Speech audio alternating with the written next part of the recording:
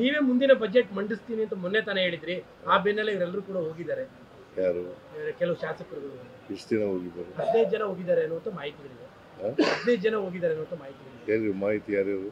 ಅಲ್ಲ, ಚಲುವರಾಯಸ್ವಾಮಿ ಆಗಿ ಚಲುವರಾಯಸ್ವಾಮಿ ಹೋಗಿಲ್ಲ ಅಂತಂದ್ರಲ್ರಿ. ಡೆಲ್ಲಿ ಇದ್ದಾರೆ. ಹೋಗ್ಲೇಬಾರ್ದು ಅಂತ ಮತ್ತೆ ಡೆಲ್ಲಿ ಇದ್ದಾರೆ ಅಂತಂದ್ರೆ ರಾಮನಗರದ MLA ಹೋಗಿದ್ದಾರೆ, ಕೆಲವು MLCಗಳು ಹೋಗಿದ್ದಾರೆ. ಅದೇಪ್ಪ, ನಾನು ಈಗ ಹೈಕಮಾಂಡ್ನವರು ತೀರ್ಮಾನ ಮಾಡೋದು,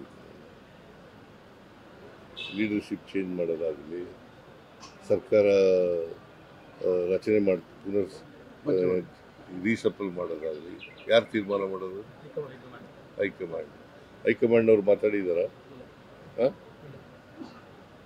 ಏನು ಮಾಡೋಕ್ಕಾಗಲ್ಲ. ಈಗ ಕೆಲವರು ಹಿಂದೇನು ಮಾತಾಡ್ತಿದ್ರು, ಈಗಲೂ ಹೋಗಿದ್ದಾರೆ. ಅಂತಿಮವಾಗಿ ಹೈಕಮಾಂಡು ಏನು ತೀರ್ಮಾನ ಮಾಡ್ತದೆ ಅದನ್ನು ನಾನು ಕೇಳಬೇಕು, DK ಶಿವಕುಮಾರ್ ಕೇಳಬೇಕು, ಎಲ್ಲರೂ ಕೇಳಬೇಕು.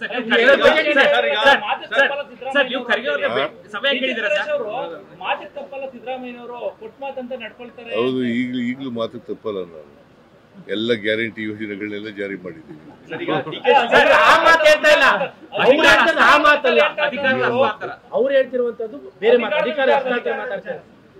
ಅದು ಹೈಕಮಾಂಡ್ ಅವ್ರು ಏನ್ ತೀರ್ಮಾನ ಮಾಡ್ತಾರೋ ಅದು ಮಾಡ್ಬೇಕು. ಹೌದು, ಯಾವ್ದು? ನೀನ್ ಯಾಕೆ ಅದನ್ನ ಕೇಳ್ತಾ ಇದ್ದೀಯ? ಹೌದು, ನಾನೇ ಮುಂದುವರಿತೀನಿ. ಬಜೆಟ್ನು ನಾನೇ ಮಂಡಿಸ್ತೀನಿ. ಯಾರು?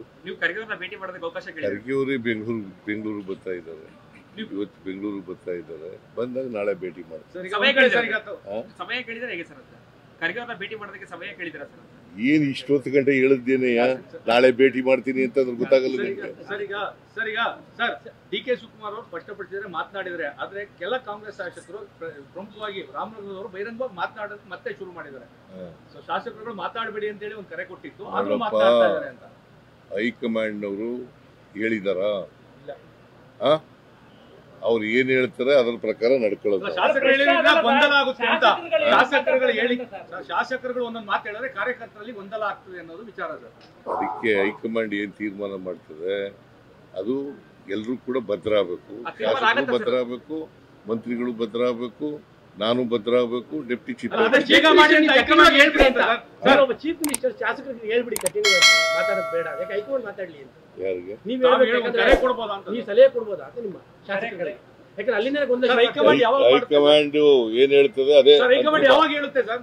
ಹೈಕಮಾಂಡ್ ಯಾವಾಗ ಹೇಳ್ಬೋದು? ಹೇಳ್ತೀವಿ. ಯಾವಾಗ ಹೇಳ್ಬೋದು ಅಂತ ಸರ್?